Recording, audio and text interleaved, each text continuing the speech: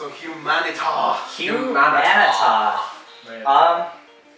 This one is probably okay. Like I feel like most people would definitely say it's one of our more inspired songs, I guess. But like in the way that like a lot of people had come up to us and be like, that sounded a lot like "Bullet for My Valentine." I've heard that a lot. Yeah, and like. And guys, we sound like Trivium, actually. Okay. See. Yeah, it's definitely a thing, but. You know, you still gotta love this song for what it has and its own moments. It's got its own special moments. You gotta enjoy the little things in the song for sure. It's catchy. Yes. Yeah, really catchy chorus, I think. Harmonies are super fun. A lot of the cymbal work is super fun. This song also had like a process from when it was first written, because when I had it like the first just like I had the intro maybe and like the first couple of riffs, and in my mind when I wrote it, it was all screams. Like I had actually Steven Francis French. Steven! In my Instagram, there's a very short video of like the Logic session, and you can hear it's all screams. Like, of course, later when we have an actual singer that can sing, we had some melodies in there. But yeah, it definitely had some changes from its conception. Right. I wanted to ask you guys about Keegan's mix as well. Oh yeah. So we have a great buddy of ours from K-Sound Productions. Mm-hmm. He actually did the mix for the single, and then there was a different mix for the EP, which was Weecho's mix. Mm-hmm. So there's two different mixes, and I know you guys are like, you love both in their own special ways, right? When I think of like the differences between the song, like to put it in very like simple terms, it's like I think my mix is more like just the meat and potatoes. Like this is the song, these are the parts, boom. And I think what Keegan did, he added a lot of like his flair with the production effects, with panning and delays, and all those things that he does very well.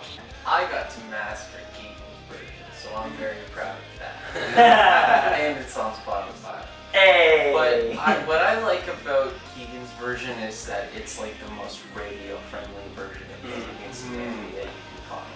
Yeah.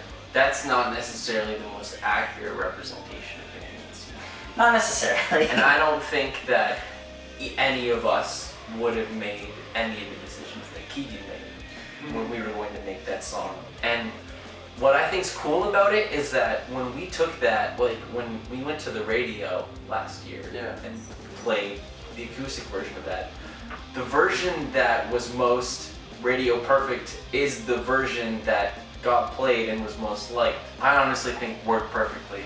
It just made perfect sense Keegan actually being there too. Mm-hmm. Yeah. But I do think that if you want to hear the definitive version of Humanity, come out and see it against Humanity show. Yeah, Of course. see it live. Yeah, And absolutely. to speak to the live performance, it's more like the EP, obviously. Yeah. Yep.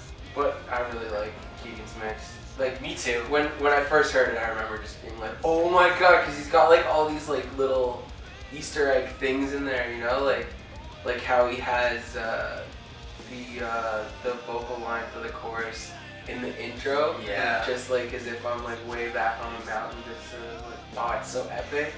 And then there's little moments like in the breakdown. I think that comes a lot from my perspective mixing it.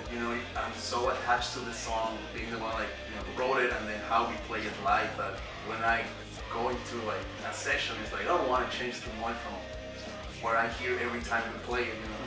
Yeah. And even having like a notes outside perspective on us. Yeah, I think that's something that you and I can relate to on a production perspective. You're also interested in like getting the closest to what we would play it live as possible, but also making it sound really great. Yeah, of course. I want everyone that makes music wants to make it sound as good as possible. But in between, like outside of good, bad, you can always have creative decisions. And this is what you said, Jake. I don't think I would have made the decisions Keegan made. And some of those decisions come from him being, an outside perspective at that point, just looking at us like he doesn't have the attachment we have to our songs. That lets him be free to do and try things. I think in terms of Band Against Humanity, I think that this is one of our best songs. And I think that's just apparent not only through my own opinion of it, but also through everything we've heard from a lot of other people about it too. And it just feels right. Like, every time I play it, I'm so psyched to play it. Because I think it has many of those essential elements that are Band Against Humanity. Live, I think it shows a lot. Like when we're playing, when Dweecho's playing the solo, especially between you and I, we have a lot of that that chemistry when we're playing, because like we're both playing like a rhythm part at that part, and it's really fun and interesting. I think that's something that I definitely would say you wouldn't get that kind of experience in the recording. That's definitely a live exclusive situation. There's many more with the live shows. Go see us, by the way. There is one last thing I think that's a really cool fact about this song. That this song was not originally written in the same key. Oh yeah, well, you want to talk about it or?